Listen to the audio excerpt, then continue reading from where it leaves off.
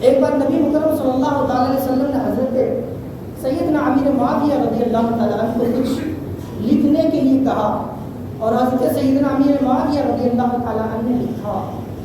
لکھنے کے بعد کسی بادشاہ کی طرف وہ خط روانہ کیا، تو روانہ کیا تو بادشاہ پڑھا لکھا تھا، دیکھا خط دیکھنے کے بعد کہا کہ یہ تو آقا علیہ السلام کا لکھا ہوا نہیں ہے، کسی اور کا لکھا ہوا ہے، لیکن الفاظ آقا علیہ السلام کے ملتے ہیں، یعنی جو آقا علیہ السلام نے بتایا وہی لکھا کہ کوئی اور الفاظ اس میں کوئی پیش نہیں کیا گیا۔ تو سمجھنے والے یوں سمجھتے ہیں، محبت کرنے والے اس طریقے سے محبت کرتے ہیں۔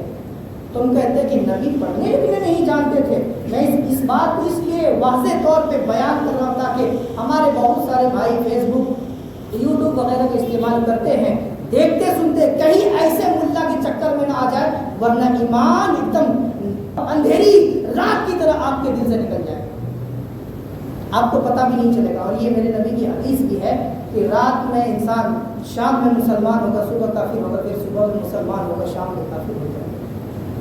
یہ میرے نبی کی حدیث ہے۔ میرے نبی نے یوں ہی اس طرح نہیں فرمایا۔ وہ کیوں کافر ہوگا؟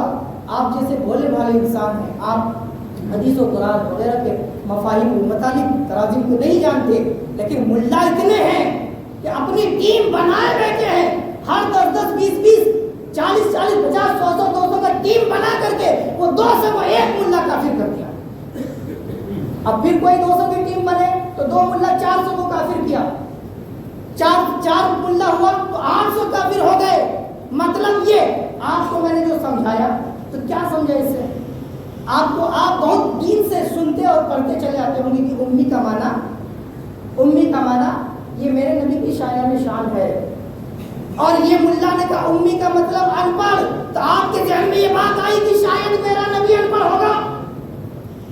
آپ نے اس بات کو تسلیم کر لیا کہ میرا نبی ہو سکتا ہے، مولوی صاحب نے بتایا، فتوا دیا ہے، ہو سکتا ہے کہ میرا نبی ان پڑھ بھی ہو سکتا ہے۔ میں کہتا ہوں کہ اللہ کے قرآن کے بعد اگر کوئی دنیا میں معتبر ہے تو وہ حدیث رسول ہے، وہ بخاری شریف و مسلم شریف تمام احادیث رسول کی کتاب۔ دنیا میں اگر کوئی کتاب معتبر ہے تو، اور ابھی تو بڑی تیزی سے ایک لڑائی اور بھی چل رہی جو بنگلور میں چل رہی تھی، تو اس میں ایک اپنے آپ کو مولائی کہلانے والا، ہم لوگ مولائی نہیں ہے کیا؟ ہم علی کو نہیں مانتے؟ ابے ہم سے زیادہ کون مانتا ہے؟ ہم اہل سنت سے زیادہ کون مانتا ہے؟ اگر کوئی کسی تعلق سے مانتا ہو تو اپنے مفاہیم اپنے فائدے کے لیے مانتا ہو۔ ہم فائدے کے لیے بلکہ محبت میں مانتے ہیں، ہم فائدہ نہیں دیکھتے، ہم محبت دیکھتے ہیں کہ اللہ کے رسول صلی اللہ تعالی وسلم نے جس سے محبت کیا ہم اس سے محبت کرتے ہیں۔ تو ہم فائدے کے لیے نہیں، ہم محبت کے لیے محبت کرتے ہیں۔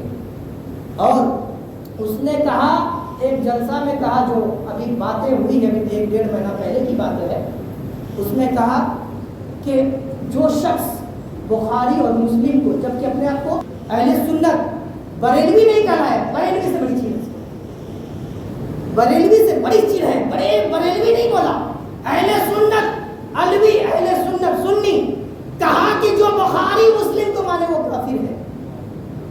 اب بتائیے اتنی بڑی بات کہ جو بخاری اور مسلم شریف کو، بخاری شریف مسلم شریف کو مانے وہ کافر ہے، تو کس کو مانے گا؟ تم جیسے ملا کو مانے؟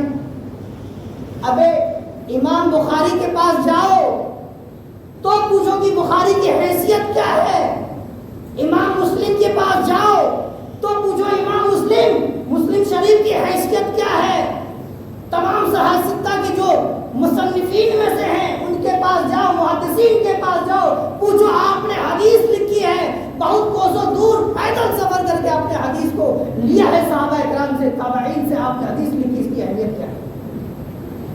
آپ کو معلوم ہے اہمیت ہی نہیں، بلکہ نبی کے شہر کی بات بتا دوں، حضرت امام مالک رضی اللہ تعالی عنہ جب آپ مدینہ شریف میں ہوتے، اگر آپ کو حاجت پیش آتی نا تو آپ دوڑ لگا کے مدینہ کے سرحد سے باہر جاتے ہوا خارج کرنے کے لیے، یہاں تک کہ بولو براز کے لیے استنجا اور پخانہ کے لیے مدینے کے شہر سے باہر چلے جاتے، تب وہاں سے آپ بولو براز کر کے آتے۔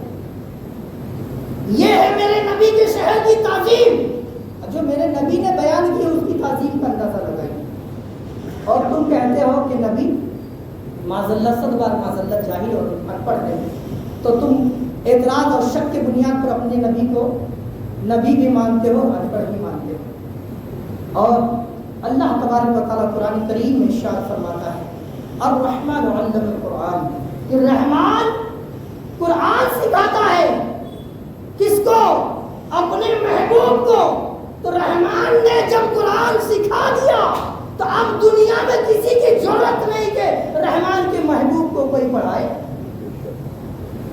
اور تم کہتے ہو کہ نبی پاک صلی اللہ علیہ وسلم دارالعلوم دیوبند میں اردو سیکھنے کے لیے آئے، کون سے مولوی صاحب کے پاس؟ اس کا مطلب یہ ہوا کہ تم نبی کو افضل نہیں مانتے۔ جو استاد ہوتا ہے وہ شاگرد سے اعلیٰ ہوتا ہے۔ میرے نبی تمام انبیاء میں اعلیٰ، تمام انبیاء کے سردار، سید المرسلین، تمام رسولوں کے سردار۔ تو اب یہ بتاؤ کہ دارالعلوم دیوبند میں جو مولوی صاحب پڑھا رہے تھے اس کا نام کیا ہے؟ تب تو اس کو ماننا یہ پڑے گا کہ میرے نبی سے بھی اعلیٰ، میرے نبی سے افضل۔ کتنی گھٹیا سوچ ہے تمہاری کہ تم اپنے نبی کو، جس نبی کے تعلق سے آدم علیہ السلام نے بھی برابری کا درجہ نہ دیا ہو، جس نبی کو شیس علیہ السلام نے بھی برابر نہ کہا ہو، جس نبی کو نوح علیہ السلام نے بھی برابر نہ کہا ہو، جس نبی کو موسیٰ علیہ السلام نے بھی برابر نہ کہا ہو، جس نبی کو عیسیٰ علیہ السلام نے بھی برابر نہ کہا ہو، جس نبی کو حضرت ہارون علیہ السلام نے بھی برابر نہ کہا ہو، اس نبی کو تم کہتے ہو کہ میرے دارالعلوم دیوبند میں آ کے پڑھا ہے۔ اب یہ بتاؤ جس نبی کو سید الملائکہ حضرت جبریل علیہ السلام نے بھی اپنے جیسا نہ کہا ہو، تم کہتے ہو میرے نبی کو کہ وہاں آ کر کے پڑھے تھے اور امی ہے۔ تو یہ امی کا لقب، جو امی کے معاملات ہیں، الحمدللہ آپ لوگ میلاد شریف کا مہینہ چل رہا ہے، اس میں آپ لوگ درود شریف میں بھی لفظ امی آیا ہے، کئی جگہ آپ لوگ پڑھتے ہیں الحمدللہ ثم الحمدللہ۔ ہم سنی صحیح عقیدہ ہیں، امی کا معنی یہ ہے کہ یہ میرے نبی کے شایان شان میں سے ہے۔